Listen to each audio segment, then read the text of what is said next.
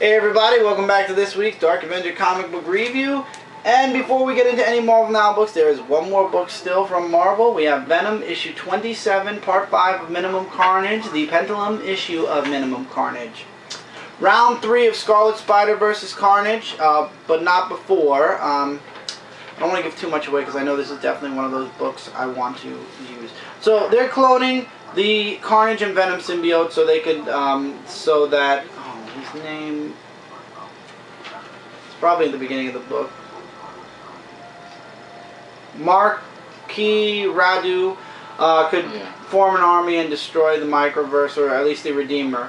So after he makes the army, Venom and Carnage break free, except because Venom, Flash, has a bunch of things in the symbiote to dull its nature, its true nature, Carnage basically has control of all the other symbiotes. It's then a fight between Venom and Carnage. Venom doesn't do so well. Like, he does. You think he does at first, but yeah, Carnage basically gets the one-up. So then Scarlet Spider shows up, and Scarlet Spider versus Carnage a bit. While Flash Thompson is trying to figure out a way to stop all the symbiotes, Marcus Ratu is fighting the symbiotes too. Everything's going wrong, basically. And then finally, the Redeemer says that the Microverse will collapse and everything will die if this isn't stopped.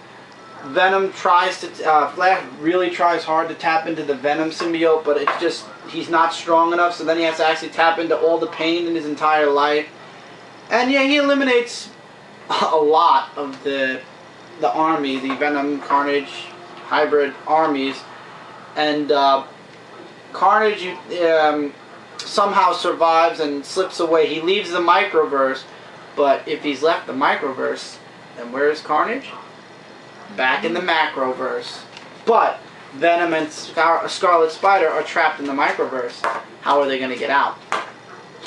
And there's a lot more that happened here, but you can look forward to an in-depth comic review. I'm basically the only person, I believe, covering the Minimum Carnage series. So the next issue is the last? Or? Next week.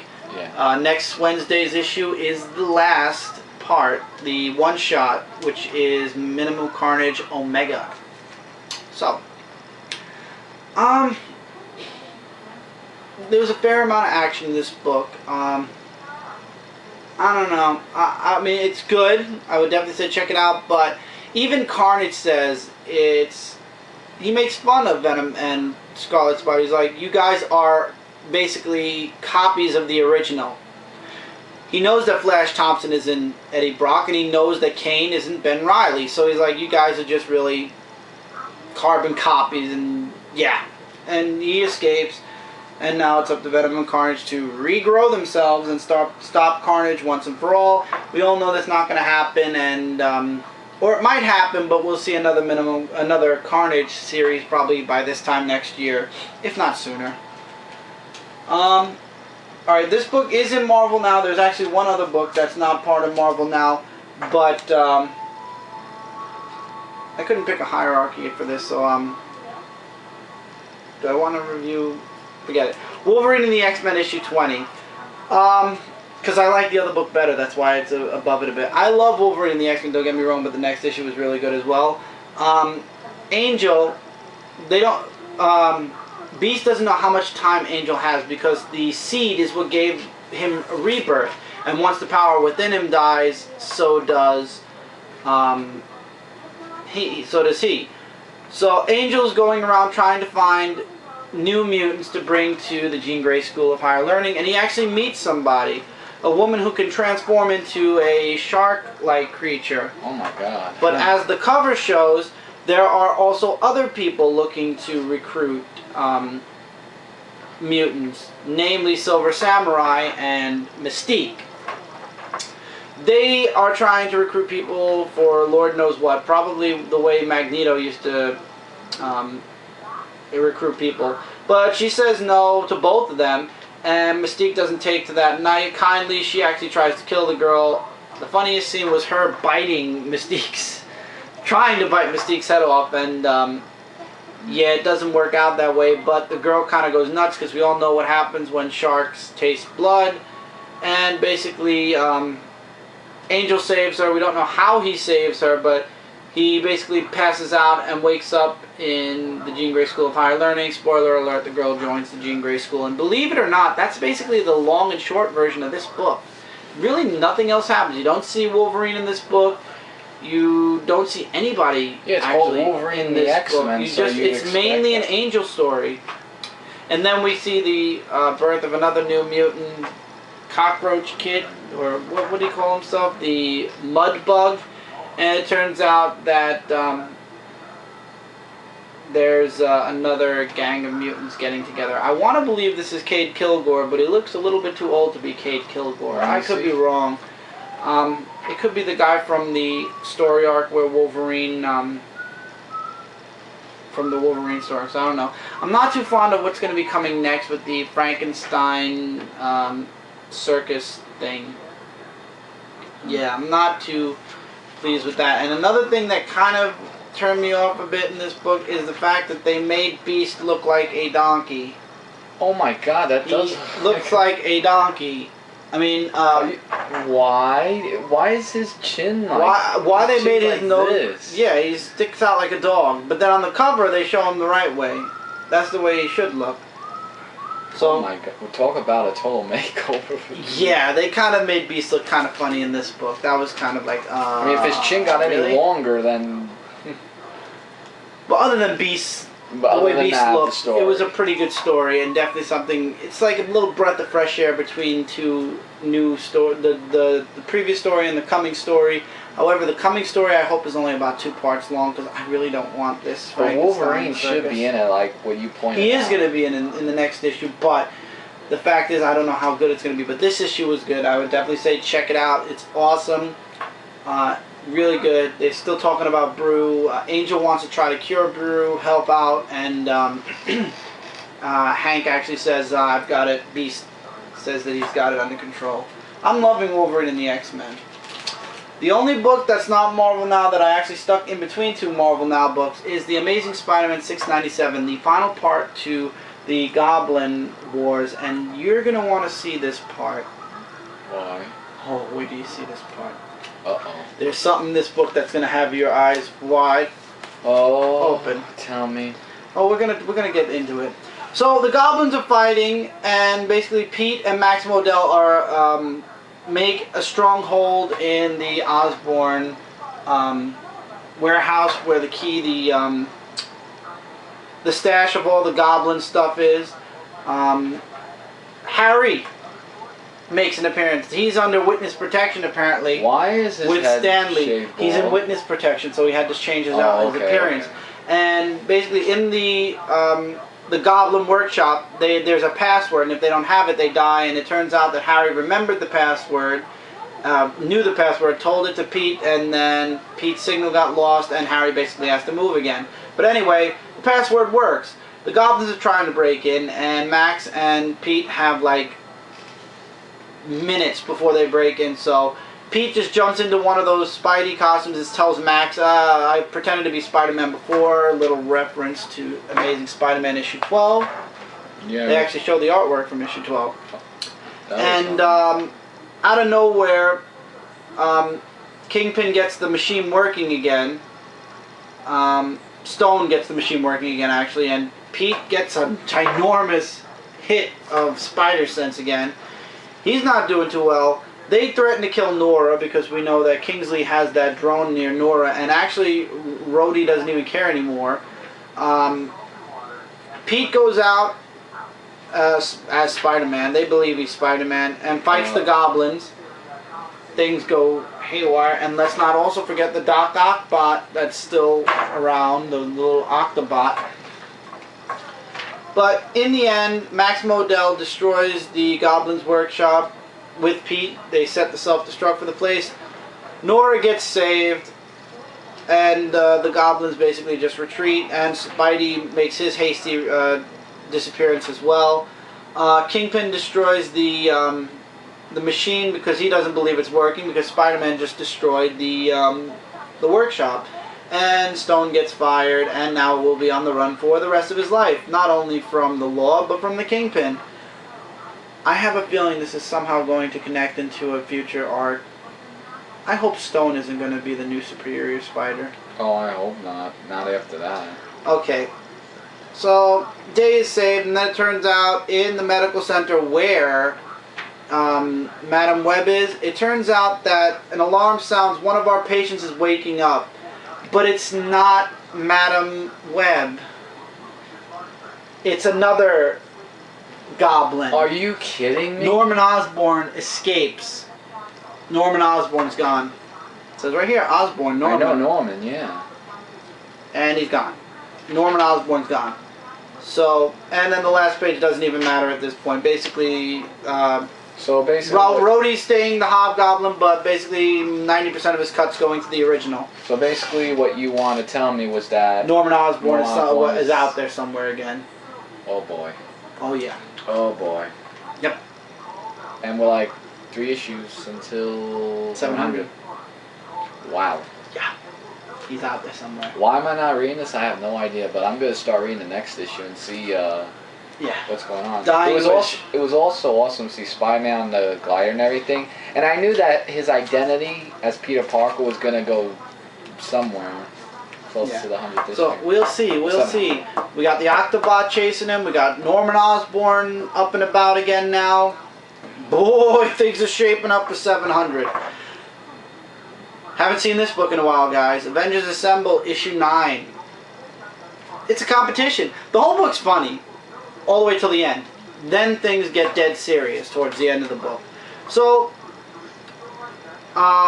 Bruce Banner's giving a speech at the Empire State University. Stark is giving a speech for some weird reason at Stark Industries, which kind of contradicts itself because Stark Industries was dismantled for Stark Resilient.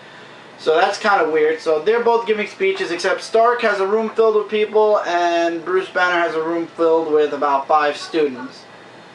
And they're talking about, Tony Stark's talking about how people can be heroes, and Bruce Banner's warning people that if we don't fix things, we'll all become monsters.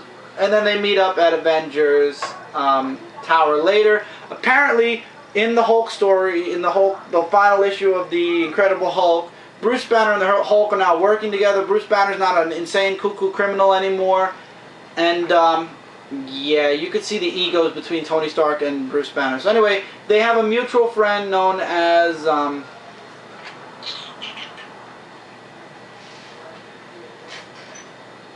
God, why is it so hard to find these things?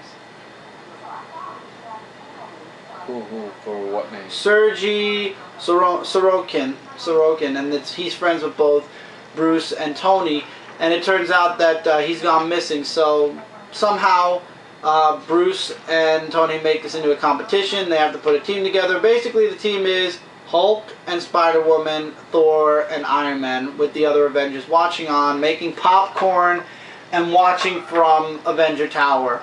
And things get serious when they get to the lake, What the hell is and that? Thor, Iron Man, Hulk, and Spider-Woman get into a huge brawl with these alien-like things. They have no idea what they are. And, yep, the Avengers just sitting there watching. And Wolverine's best advice... They, like, do something? Yeah, Wolverine's best advice is, why don't you try hitting them really hard? Well, why don't you go there? Yeah. But the end I'm not going to spoil, but they find a couple of the workers from the lab. Yeah. Yeah. Things got real serious by that last page, that's for sure. I'm definitely getting the next issue. I'm liking this next story arc. I feel bad that Mark Bagley is not on this book anymore, but the artwork is still really good, and yeah, you saw the artwork. It's good. Only reason I don't understand why Captain America is on the cover when it's Iron Man and Thor. It should have been Thor here and Hulk with Spider-Man, but beside the point, I guess they put Cap there because it's the first Marvel Now issue. Yeah, it's the Avengers also. So, yeah, I would definitely say check this book out. It was a real good read. Good read. Looking forward to the next issue even more. Yours is next? Yep. X-Men Legacy, issue number 1. You in-depthly reviewed it. I did in-depthly review it, but basically, this is an origin story of Professor X's son, David Waller, I believe his name is. I just want to show artwork. The artwork's, like, okay. I'm not saying it's not good, not bad, but, I liked it. yeah. Mirza the Mystic, who is known as the Guru, he says, yeah, David Haller. Oh, okay, not David Haller? Yeah, you can show this. Yeah, I was going to show that. And this is David, of who they talk about. And it just goes behind the stories of him having telekinetic powers and how he uses them. And he says, like, he has a feeling that his father, he doesn't know that his father died yet. And he feels that he just threw him in here because he had other better things to do. And the Guru's trying to say he does not fail the folks he loves. And then we get to the extractor from the cells and all that other stuff. But, you know, we just learn about David and, you know, what his purpose, sort of what his purpose is. And he stops a hateful mob from hating each other by saying either, you know, accept who we are or just hate us. And they bow to him instead. And they bow to him. And he's like, just go home. He's like, yeah, just go home. And that was it. Kitty Pryde made a little short appearance in this issue. And then we go to where he finds out about what happened to Charles Xavier, his father, from the AVX, for those who read the AVX. And the Guru died as well, and he just goes off, and that's the last we see of him from the last panel. So what's is to be continued, and very interesting character. I really want to see where he goes from here, like you know, either going from good or evil or anyway, but I'm gonna keep it because it's an interesting story, and for David, just want to see what happens next in the next issue of the Marvel Now X-Men Legacy issue #1. Really good, pick it up. And I figured since Mike's reviewed his book that he did on Dark Avenger Inc., I'll talk about mine that I did on Dark Avenger Inc., which was Thor, God of Thunder, issue #1. The artwork in this book's really good. The story's really good. The story's split into 3 parts. First part is Thor when he's young, before he becomes Thor, the hammer-wielding Avenger. And the important thing on the first part of the story is the fact that a dead god washes up on shore, and Thor swears that he's going to find out who did it and he's going to kill them. Then jump into present day, where for some weird reason Thor is in space and he passes the planet Idagar, and they're praying to Thor for rain, and Thor brings them rain. Oh, it looks pretty good, actually. And this story connects to the past story a bit, because Thor is telling, you know, he's going to leave, and they offer him ale. He's like, ale, we all know Thor loves to drink. So later on, as he's ready to leave, one of the elders says, did you really, you know, those stories, you know, we don't have gods here. We have no gods. He's like, no gods? Are you kidding me? I've never known a world without gods. And he's like, they're just fairy tales and stories. Did those stories you were telling, were they actually true? He's like, if this was a different time, I would have killed you for that insult. I brought all this to your planet and you dare doubt me? He's like, I mean no offense, it's just we haven't seen gods in years. The last time it was a throne in the heavens. So Thor goes to visit where those said gods are. And it turns out that, you know, it's barren, empty. He finally finds this door that's chained up, and he says there's a reason for it. He breaks the chains. Spoiler alert, the gods are dead.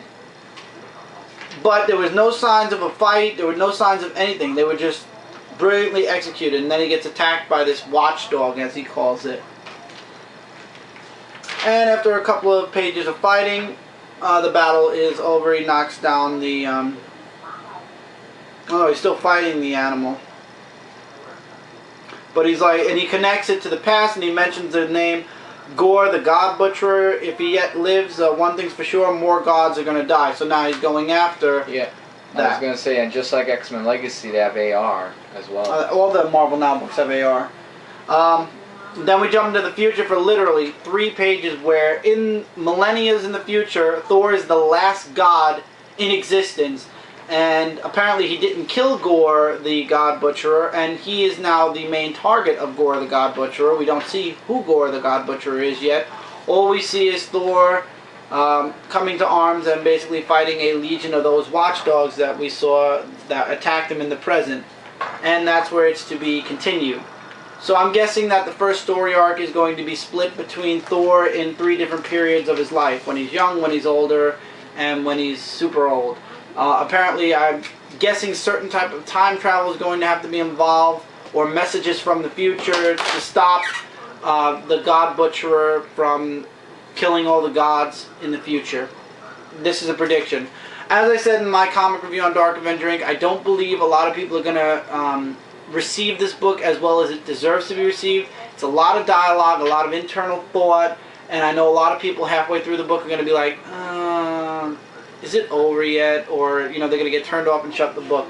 Trust me, guys, if you've read Thor before, you know you're going to be sticking with this because you know the action's going to come very soon. If you're new to Thor, trust me, this is a huge setup for big action and big things to come in really recent coming issues, really soon coming issues, like maybe another issue or maybe the next issue. So definitely stick with Thor. I would highly recommend Thor. For those of you who haven't been buying Thor, here's your chance to jump on board. I'm looking forward to seeing what happens next in Thor: God of Thunder. Next, I did not get the regular cover. I got the variant connecting cover to Fantastic Four, Marvel Now issue 1. How was that one? Holy crap, I actually am interested. Wow, this is like, seriously? I think that Matt Fraction finally wrote a story that in Fantastic Four. Matt Fraction is an awesome writer, but he finally gave me a reason to want to hold on to Fantastic Four.